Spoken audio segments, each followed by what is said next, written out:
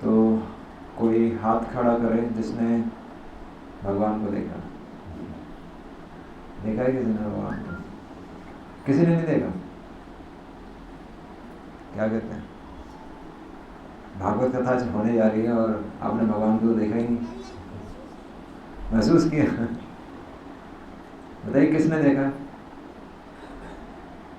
ऐसे ही दिखते हैं, कैसे दिखते हैं? प्रश्न नहीं आया कभी? कहाँ बैठे हैं? हैं भी, बैठे भी हैं, नहीं भी, दोनों आंसर है।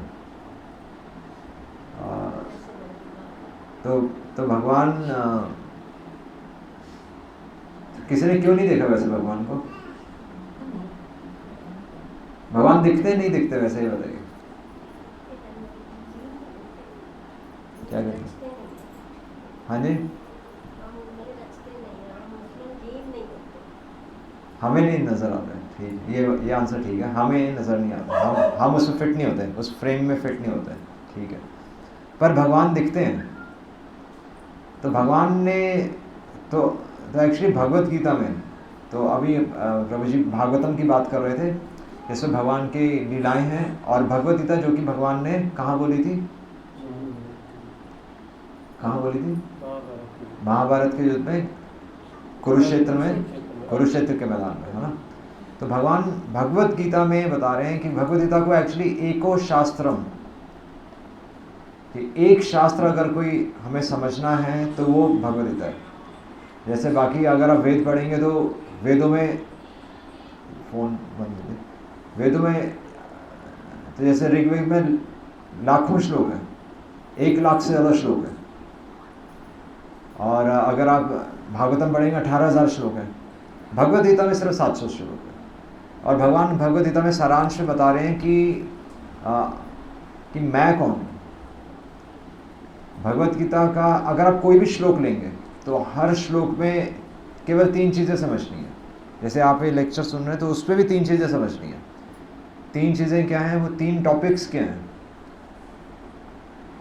संबंध, अभिधेय और प्रयोजन। बस 3 चीज़ें हमें समझनी है। अगर आप कहीं पर भी किसी से भी सुनेंगे, दुनिया के किसी भी सोने में कुछ भी सुनेंगे, तो आपके पास यही 3 प्रश्न होने चाहिए। संबंध, सेकेंड है अभिधेय, और तीसरा है प्रयोजन। तो इसका ये टेक्निकल टर्म्स है, मैं थोड़ा बता आपको इसका अर्थ बताओ। संबंध मतलब, संबंध तो पता होगा, संबंध क्या है? हाँ, रिलेशन। और रिलेशन किससे होता है? माँ बाप से, भाई बहन से, और पिता पुत्र रिलेशन होता है, नहीं, फ्रेंड्स होता है, वो भी रिलेशनशिप होता है, संबंधियों का रिलेशन होता है ना।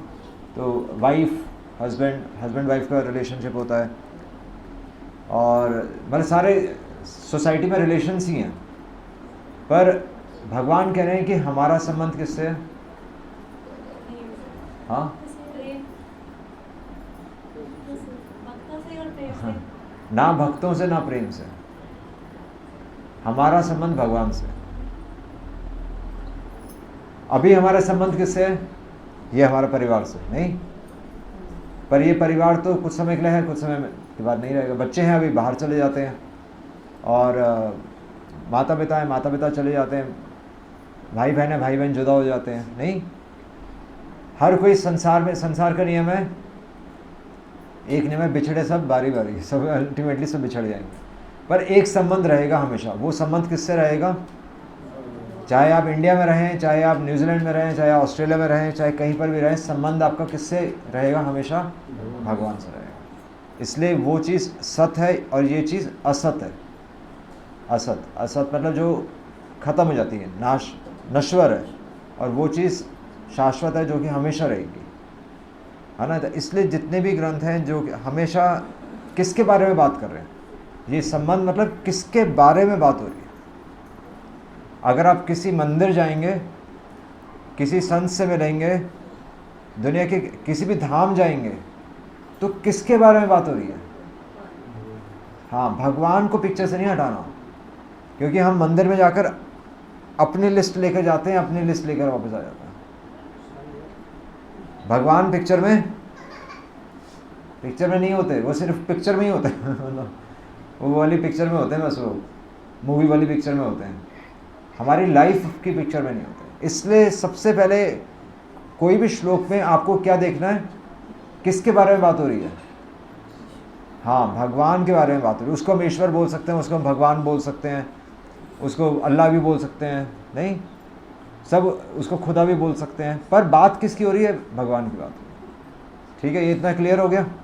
आज किसकी बात करने वाले हैं? ना आपकी बात करने वाले हैं, ना मेरी बात करने वाले हैं, ना आपके परिवार की बात करने वाले हैं, भगवान की बात करने वाले हैं। ठीक है, संबंध और अभिधेय। मैं बात बताता हूँ, तीसरी चीज़ क्या थी? प्रयोजन। प्रयोजन मतलब प्रयोजन, योजन मतलब होता है यूनिट ऑफ मेजरमेंट, योजन, है ना। तो प्रयोजन मतलब कि प्रयोजन मतलब पता है किसी को?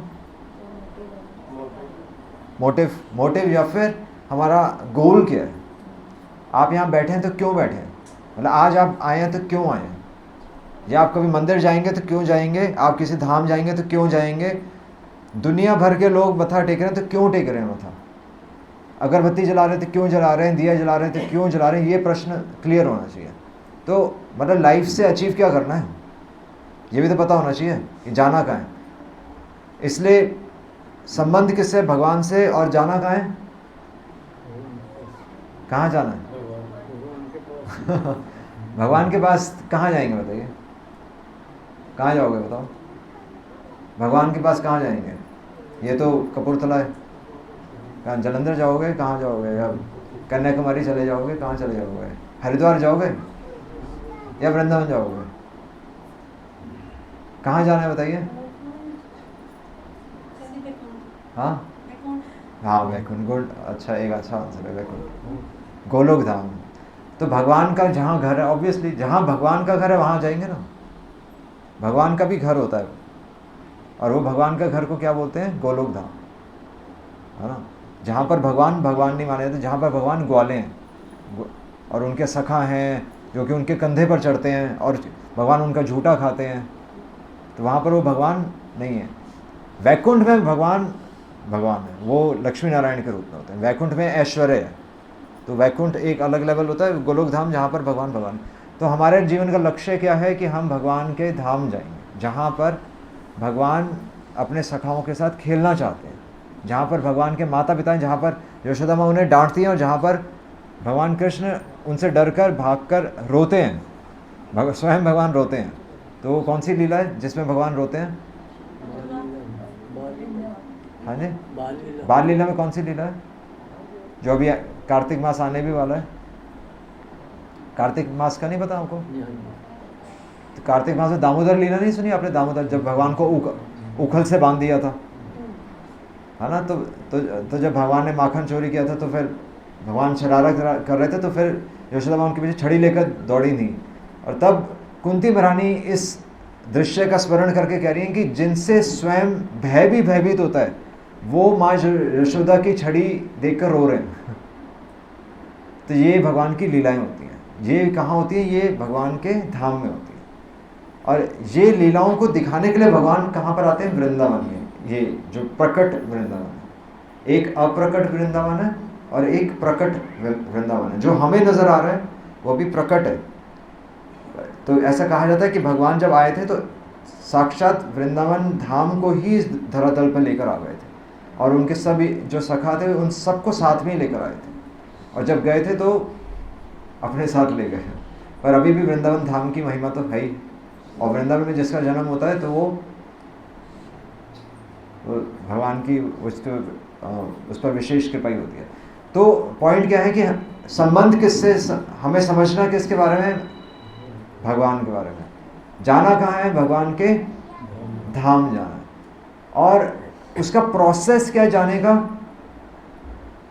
जाने का तरीका क्या है? उसको बोलते हैं अभिधेय। भगवान के धाम कैसे जाएंगे? जैसे आप अभी भगवान के बारे में सुन रहे हैं ना, श्रवण, इसको बोलते हैं श्रवणम और कीर्तन। आपने कीर्तन किया, श्रवण किया, श्रवण कीर्तन, श्रवण कीर्तन, श्रवण कीर्तन, विष्णु स्मरणम, और तीसरा प्रोसेस है स्मरणम, भगवान का स्मरण। भगवान का बारे में सुनकर, भगवान का कीर्तन करके भगवान का स्मरण आना चाहिए। किसका स्मरण आना चाहिए? संसार का स्मरण नहीं आना चाहिए। अगर आप रियली में आपने वास्तव में आज भगवान के कीर्तन में डांस किया या नहीं किया, तो संसार का स्मरण नहीं आना चाहिए। तब वो वास्तव में हम कहेंगे कि भगवान के लिए आपने डांस। अगर हमें अपना स्मरण आ रहा है तो फिर वो संसार का ही स्मरण आ रहा है ना। अगर मंदिर में जाकर अगर हम अपनी लिस्ट लेके जा रहे हैं तो अपने स्मरण आ रहे हैं, क्योंकि अगर भगवान के दर्शन हो गए तो और कुछ पाने की इच्छा रहेगी नहीं आपकी। आपने दुनिया में सबसे हाईएस्ट चीज़ पा ली, तो फिर कुछ और मांगेंगे आप? जब ध्रुव महाराज ने कठोर तपस्या की, 5 वर्ष की उम्र में ध्रुव महाराज जंगल चले गए थे, क्योंकि उनको अपने पिता की गोद में नहीं बैठने दिया गया था। तो उन्होंने कठोर तपस्या की, नारद मुनि के इंस्ट्रक्शंस में, नारद मुनि के गाइडेंस में उन्होंने तपस्या की, गुरु धारण किया उन्होंने। और तपस्या करके जब उनको भगवान के दर्शन हुए, उन्होंने तपस्या इसलिए की ताकि वो पिता की गोद में बैठ सकें और उन्हें एक सिंहासन मिल सके, एक जगह मिल सके। पर जब भगवान के दर्शन हो गए तब फिर उन्होंने क्या कहा? स्वामिन कृतार्थो अस्मि, मैं कृतार्थ हो गया, आपके दर्शन ही हो गए। वरम न याच, अब मुझे किसी वर की कोई इच्छा नहीं है। तो अगर किसी को भगवान के दर्शन हुए हैं तो वो संसार में किसी चीज़ की इच्छा नहीं करेगा, बल्कि जड़ भरत की कथा थी, जो कि भरत महाराज हुए हैं। तो वो पृथ्वी के राजा थे और भगवान को प्राप्त करने के लिए उन्होंने अपना राज्य और अपना परिवार किस प्रकार छोड़ा? तो भागवत कहती है वो उन्होंने अपना राज्य ही छोड़ दिया। हालांकि उनकी सुंदर पत्नी थी और उनके पास इतना बड़ा पूरा राज्य था, पर उन्होंने अपने राज्यों को किस प्रकार छोड़ा? जुशैव मलवत, मल की तरह छोड़ के चले गए। जिस प्रकार एक व्यक्ति टॉयलेट करता है और टॉयलेट के बारे में कोई सोचता है? नहीं सोचता ना। उसी प्रकार वो संसार को छोड़ के आगे बढ़ गए, अगर किसी को भगवान को प्राप्त करना है ना। तो 3 चीजें क्या हुई? संबंध, अभिदय मतलब करना क्या है, और प्रयोजन। तो भगवान बता रहे हैं कि संबंध किससे है हमारा? भगवान से। इसलिए भगवान को सबसे हमने सामने रखा है, इसलिए भगवान की आरती करते हैं, है ना। अपनी आरती नहीं करते, इसलिए भगवान की तस्वीर खींची जाती है, अपनी तस्वीर नहीं खींची। अपनी तस्वीर खींचना पाप है, क्योंकि आप अपने बारे में सोच रहे हैं। यहाँ आप देखें घरों में लोग अपनी तस्वीर लगाते हैं, वो यही दिखाता है कि भगवान से ज़्यादा प्रिय हमें कुछ और लग रहा है। नहीं, ऐसा नहीं है, क्योंकि मृत्यु के समय किसका स्मरण आएगा? जिस चीज के प्रति आप आकर्षित होंगे उसी का स्मरण आएगा। अब देख लीजिए कि संसार में हम किससे आकर्षित हो रहे हैं, और जिससे आकर्षित होंगे वहीं पर फिर से जन्म हो जाएगा। अगर एक घर अच्छा लग रहा है तो यहीं पर जन्म होगा।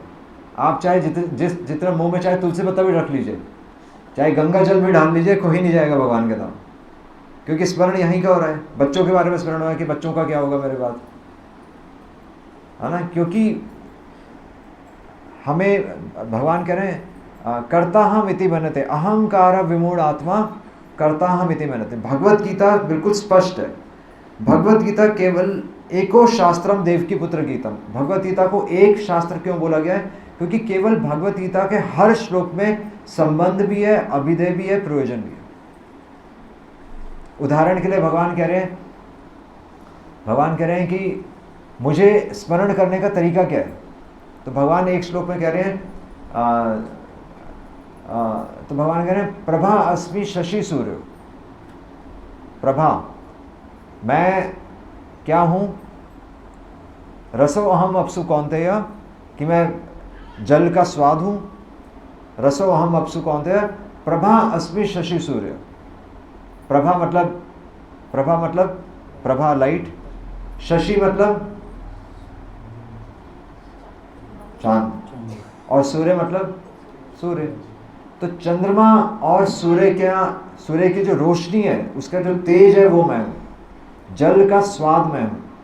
और भगवान ये शुरुआत कैसे कर रहे हैं? रसो अहम अपसु कौन्तेय, तो भगवान भगवद गीता में कौन सी लैंग्वेज यूज कर रहे हैं? रसो अहम। सबसे इंपॉर्टेंट शब्द इस श्लोक में भगवान कह रहे हैं मैं, अहम। सबसे इंपॉर्टेंट पर्सन कौन है? भगवान कह रहे हैं मैं। किसके बारे में बता रहे हैं भगवान? अपने बारे में बता रहे हैं। तो अपने बारे में कौन बताता है? अपने बारे में कौन बताता है? वैसे अहम का दूसरा मतलब क्या है? अहंकार। अब बताओ अहम कौन बोलता है? हाँ, तो मैं मतलब क्या है? अहंकार। तो जब हम अहम बोलते हैं तो वो हमारा अहंकार दिखाता है, और हमारा अहंकार यानी कि झूठा अहंकार नहीं। तभी एक संत ने, एक सेंट ने बोला है कि अगर मैं जाएगा तो मैं जाएगा। समझ रहे हैं? अगर वहां जाना है तो सबसे पहले मैं को खत्म करना पड़ेगा। पर भगवान भी मैं कह रहे हैं कि रसो अहम कब सुकौन देगा। भगवान कह रहे हैं मैं, और एक बार नहीं, भगवान भगवद गीता में हर जगह कह रहे हैं अहम सर्वस्य प्रभवो मत्तः सर्वं प्रवर्तते सर्वधर्मान् परित्यज्य माम एकम शरणं व्रज। भगवान बार बार कह रहे हैं मैं, हर श्लोक में भगवान कह रहे हैं मैं। ये भगवद गीता की सुंदरता है। अब जो मैं हमारे लिए झूठा अहंकार था, वो भगवान के लिए सुंदरता है। कैसे?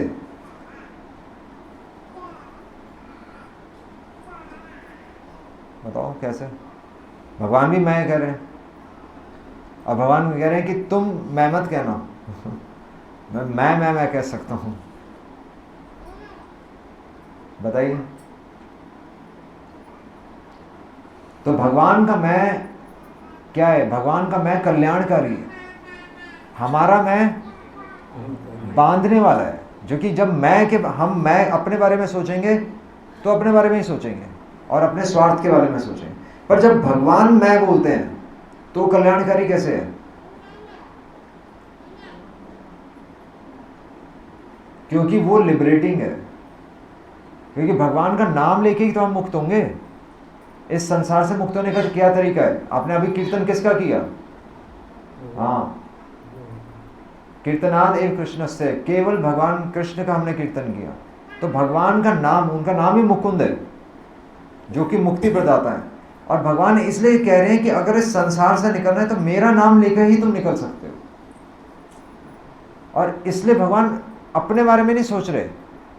भगवान किसके बारे में सोच रहे हैं? हमारे बारे में सोच के कह रहे हैं कि अगर ये मेरे से नहीं जुड़ेगा तो इसका बेनिफिट नहीं हो पाएगा। इसलिए वहां पर स्वार्थ नहीं है, वहां पर लोक कल्याण है ना। तो जब भगवान कह रहे हैं रसो अहम अपसु कौन है, भगवान कह रहे हैं जल का स्वाद मैं हूं।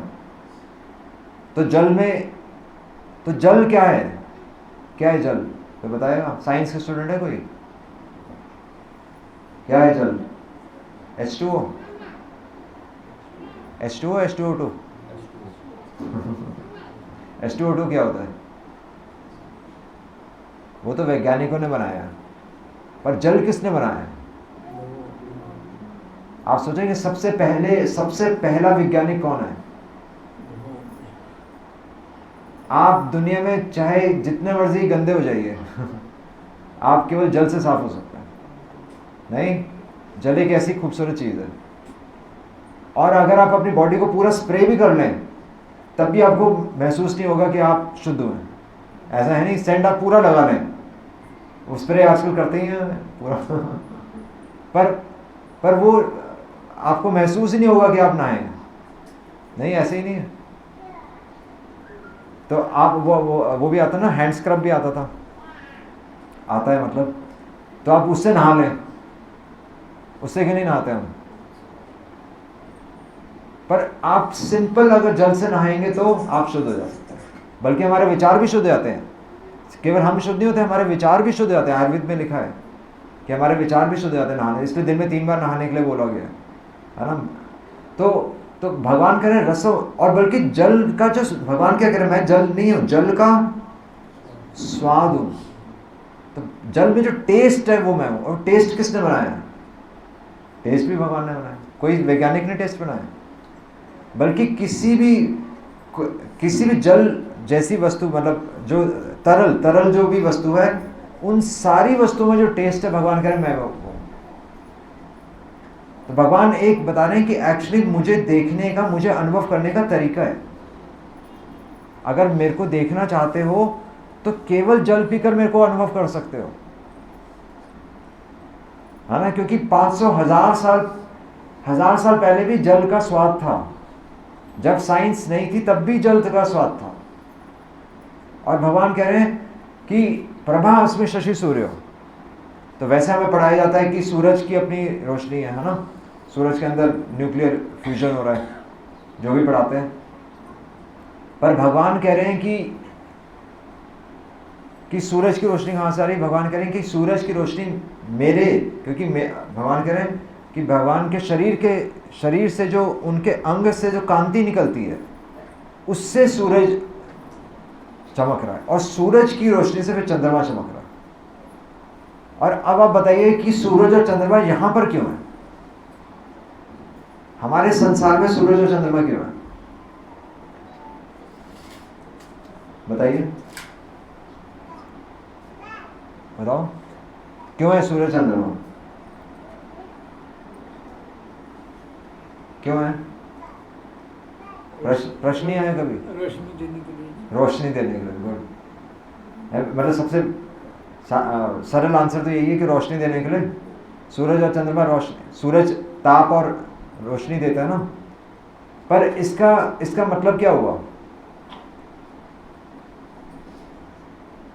वैसे भगवान कह रहे हैं कि यहां पर सूरज और चंद्रमा है, भगवान कह रहे हैं वहां पर सूरज और चंद्रमा की जरूरत, मेरे धाम में सूरज और चंद्रमा की जरूरत नहीं है। हालांकि है वहां पर जरूरत नहीं है, जिस प्रकार उसकी जरूरत यहां पर है। इसका अर्थ क्या हुआ?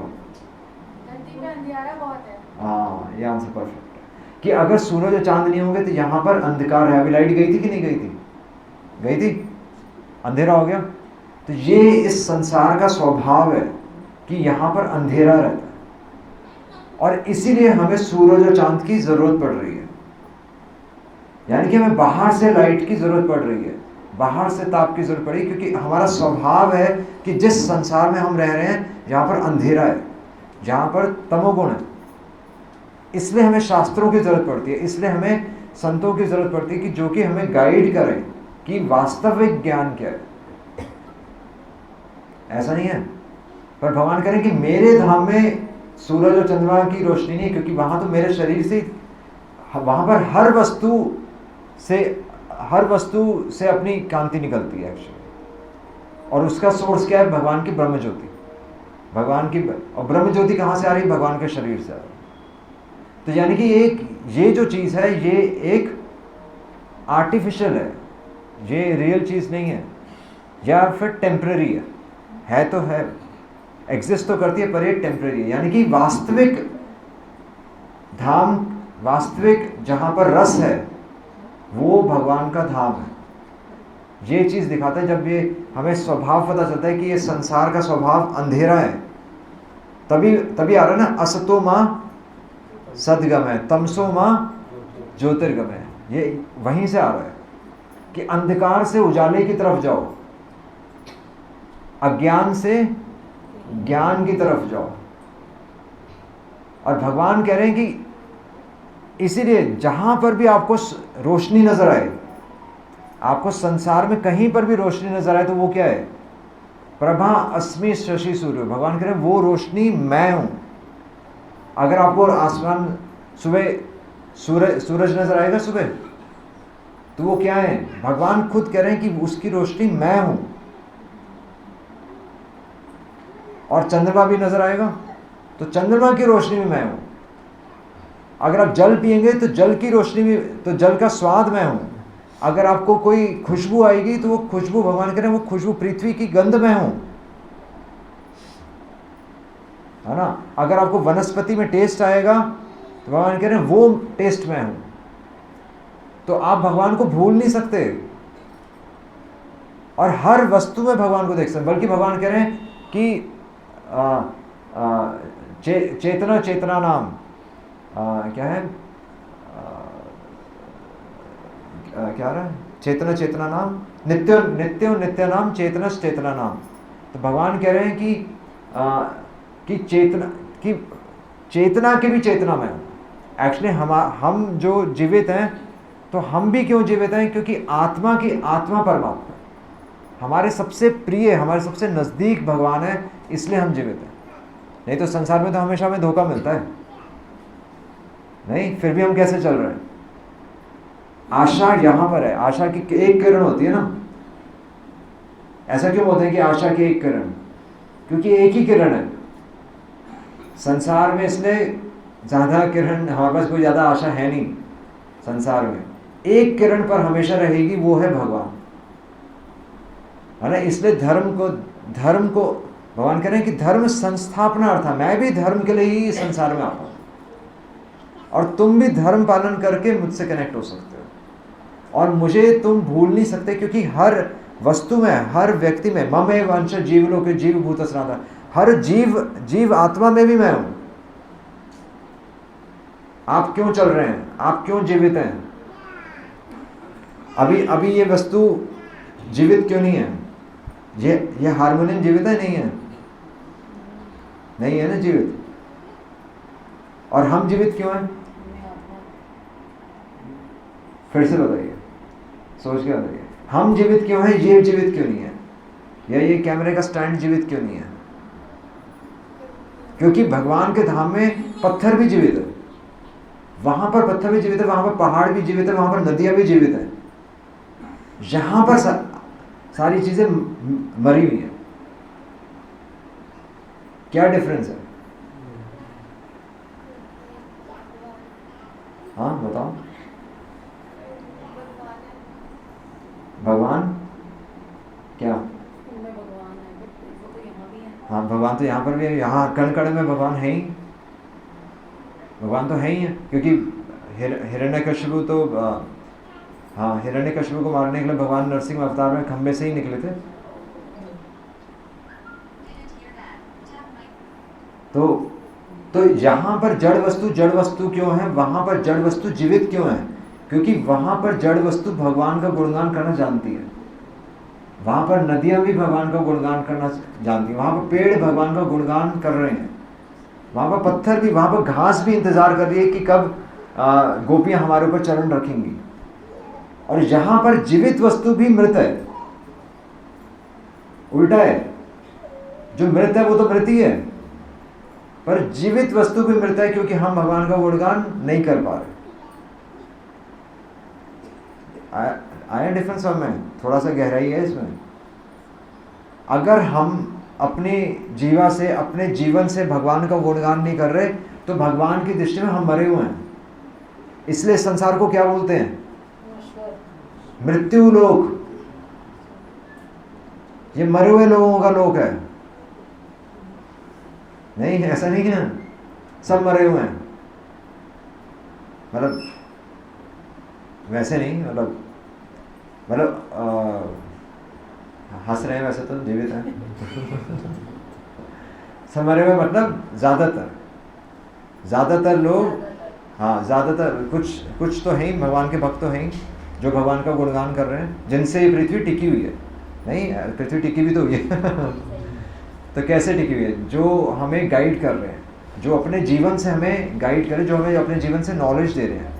पर अगर माता पिता बच्चों को ये ज्ञान नहीं दे रहे कि भगवान का गुणगान कैसे करना है, तो माता पिता हैं कि नहीं है? भागवत कहती नहीं है। अगर गुरु शिष्य को ये ज्ञान नहीं दे रहा कि भगवान का गुणगान कैसे करना है, तो गुरु मृत है, मरा हुआ। एक नेता अगर अपने सिटीजन्स को ये ज्ञान नहीं दे रहा कि जन्म मृत्यु के चक्र से कैसे निकलना है, भगवान का गुणगान कैसे करना है, तो एक नेता वो नेता, वो अच्छा नेता नहीं है, वो कुनेता है, ठीक है, वो भ्रष्ट नेता है। और हम समाज में देख सकते हैं कि इसलिए संसार में ज़्यादातर लोग किस में इंटरेस्टेड हैं? किस में इंटरेस्टेड हैं? फोन में। ऐसे ही है। तो वो क्या है? वो जीवित है? कोई जीवित नहीं है वो। इसलिए एक टर्म आ गया है। आप फॉरेन में आप देखें, यार मजाक की बात नहीं है, आपको मजाक लग रहा है, पर ये बहुत बड़ी बात हो गई है, क्योंकि क्योंकि बच्चे कॉलेज मतलब बाहर जाकर मतलब सड़क तक नहीं देखते, वो सामने भी नहीं देखते, वो मोबाइल फ़ोन में देखते हुए चल रहा है। और ऐसे कॉलेज में एक्सीडेंट्स हो रहे हैं बाहर, और इसको बोलते हैं एडिक्शन।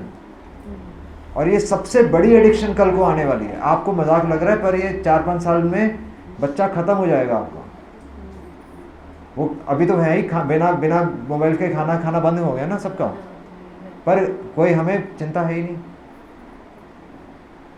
इसको बोलते हैं, इसलिए मैं कहता था फॉरेन में एक टर्म आ गया है ज़ॉम्बीज़। ज़ॉम्बीज़ मतलब, ज़ॉम्बीज़ पता है? ज़ॉम्बीज़ मतलब भूत। वो बस वो चल रहे हैं, उनको कोई मतलब नहीं। आप उनको गोली मार दो, उनको कुछ कर दो, जला दो, वो चलते रहेंगे बस। भूत की तरह मूवीज़ में, भूत की मूवीज़ में आता है वो ज़ॉम्बीज़। हमने कई साल पहले देखी थी, पर टर्म आज समय में आया। ओह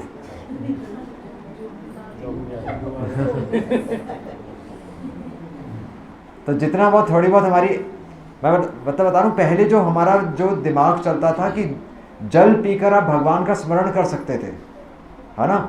आजकल जल पीकर आपको बिस्लेरी का स्मरण आएगा नहीं। आजकल सूरज को देखकर आपको केमिकल रिएक्शन का स्मरण आएगा, भगवान का स्मरण नहीं आएगा। आपको सूरज देखकर एसी का स्मरण आएगा, हाय एसी का है, ये क्या है? हम सब मरे हुए हैं, कोई जान नहीं है किसी में, कोई भगवान का स्मरण ही नहीं कर पा रहा। क्या सब कह रहे हैं कितनी गर्मी है।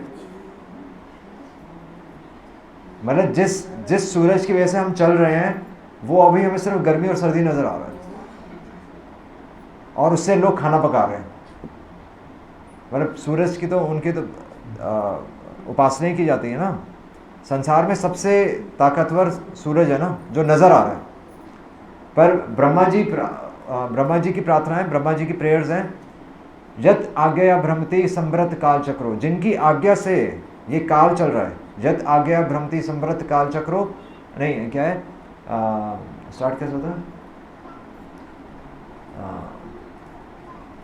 स्टार्ट कैसे होता है? यत आज्ञया भ्रमति संभ्रत काल चक्रो गोविंद आदि भूषण हम बजामे। स्टार्ट कैसे हो रहा है? किसी को पता ही नहीं है, मैं भूल ही गया।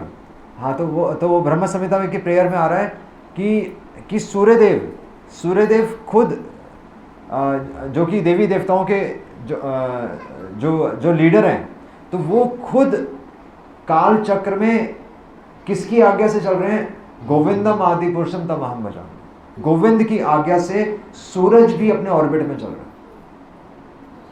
मतलब सूर्यदेव को क्या जरूरत थी कि 24 घंटे में ऐसे घूमते रहे? नहीं, तो सूरज है तो कभी ऐसे भी जा सकते हैं, कभी ऐसे भी जा सकते हैं, कभी 1 सेंटीमीटर इधर भी जा सकते हैं, उधर भी जा सकते हैं। पर अगर सूरज अपने ऑर्बिट से हिल गया तो हम जल जाएंगे,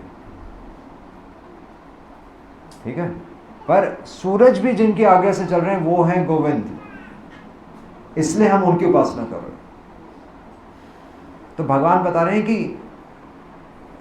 कि मुझे अनुभव करो अपने जीवन में हर क्षण। तो अभी तो टाइलें आ गई, नहीं तो पहले तो लोग धरती पर चलते थे, पैर में पत्थर लगता था तो कम से कम धरती का स्मरण तो आता था। अब तो टाइलें फिसलते हैं, सीधा हड्डी टूटती है। हम खुद अपना नुकसान कर रहे हैं, और हमारी लाइफ में इसलिए भगवान केवल फोटो में रह गए। इसलिए भगवद गीता पढ़नी बहुत जरूरी है। ये चीज कोई नहीं बताएगा कि जल का स्वाद मैं हूं। आप पूरी साइंस पढ़ लेंगे, पर ये साइंस में है ही नहीं। है कि साइंस में कोई है? Science student? पीसीबी, पीसीएम, कुछ क्या है? पढ़ाते हैं ये? कोई नहीं पढ़ाता। नहीं, वो सब ये बता रहे हैं कि आपको डैम बनाओ और बिजली पैदा करो, सोलर पावर बनाओ। ये कोई नहीं बता रहा कि आ कहाँ से रहा है। आप सोलर एनर्जी यूज करना सिखा रहे हैं, पर ये कोई नहीं बता रहा कि ये सोलर है क्या। नहीं, ये तो बता ही नहीं रहा कि उसका ओरिजिन क्या है। बताया किसी ने ओरिजिन? मैंने तो नहीं पढ़ा 15 साल में। आपने पढ़ लिया तो बता रहे हैं। वो ये बताते केमिकल रिएक्शन हो रहा है, ठीक है? तो इसलिए भगवद गीता पढ़नी जरूरी है, क्योंकि हमारा संबंध स्थापित हो रहा है, और हमारा संबंध संसार से नहीं, हमारा संबंध भगवान से स्थापित हो रहा है। और प्रयोजन मतलब जाना कहाँ है? मृत्यु के बाद भगवान के धाम जाना है। ये चेतना होनी चाहिए। तभी हम जीवित कहलाएंगे, नहीं तो हम मरे हुए हैं अगर यही हमारी इच्छा नहीं हुई। धर्म स्वन् उत्तिष्ठ पुंसा, कि हमारा मनुष्य का धर्म क्या है, विश्वक सेन कथासूया, कि भगवान की कथा में रुचि हो। ना उत्पादेद यदि रतिम, अगर भगवान की कथा में रुचि उत्पन्न नहीं हुई, श्रम एव ही केवल, हम केवल इस संसार में मेहनत करके चलेगा। ठीक है, तो और प्रोसेस क्या है भगवान का स्मरण करने का, भगवान के बारे में सुनना है, कीर्तन करना है। और स्मरण कैसे आएगा, हर वस्तु में। आप किसी व्यक्ति, आप किसी की इंटेलिजेंस देखेंगे तो स्मरण किसका आना चाहिए, कि इंटेलिजेंस मतः स्मृति है ज्ञानम अपोहनम च। भगवान कह रहे हैं कि मुझसे ज्ञान आ रहा है, मुझसे स्मृति आ रही है, मुझसे मेमोरी आ रही है और मुझसे फॉरगेटफुलनेस आ रही है। भगवान कह रहे हैं, हम किसी व्यक्ति को अप्रिशिएट करते हैं ना, कितना इंटेलिजेंट है, भगवान कह रहे हैं वो मुझसे आ रहा है। द एबिलिटी इन मैन, भगवान कह रहे हैं कि पुरुष का पौरुषम मैं हूं, सब कुछ भगवान कह रहे हैं कि मैं हूं। सूरज की किरणें मैं हूँ, चंद्रमा की रोशनी मैं हूँ, जल का स्वाद मैं हूँ, पृथ्वी की गंध मैं हूँ। हर क्षण भगवान बता रहे हैं कि हर वस्तु में मैं हूँ, और फिर भी हम भगवान को नहीं देख पा रहे। ये हमारा दुर्भाग्य है। पर भगवान भगवत गीता के माध्यम से बता रहे हैं जो चीज़ हमारी लाइफ में मिसिंग है। इसलिए भगवत गीता अगर हमारी लाइफ से मिसिंग होगी तो हम क्या हुए, हम जड़ नहीं, हम चेतन नहीं हुए, हम जड़ हो गए। जड़ नहीं हिलती ना, जड़ एक जगह हो रहती है। तो अगर वास्तव में हमें लिविंग, चेतन मतलब लिविंग फोर्स, अगर वास्तव में हम अपने आप को ह्यूमन बींग्स, होमोसेपियंस अगर हम कहलाना चाहते हैं, तो फिर हमें भगवान से कनेक्ट होना पड़ेगा, तब हमारे जीवन का लक्ष्य पूरा होगा। ये इसके लिए भगवत गीता पढ़नी जरूरी है। हरे कृष्णा कृष्णा कृष्णा हरे हरे, हरे राम राम राम हरे हरे।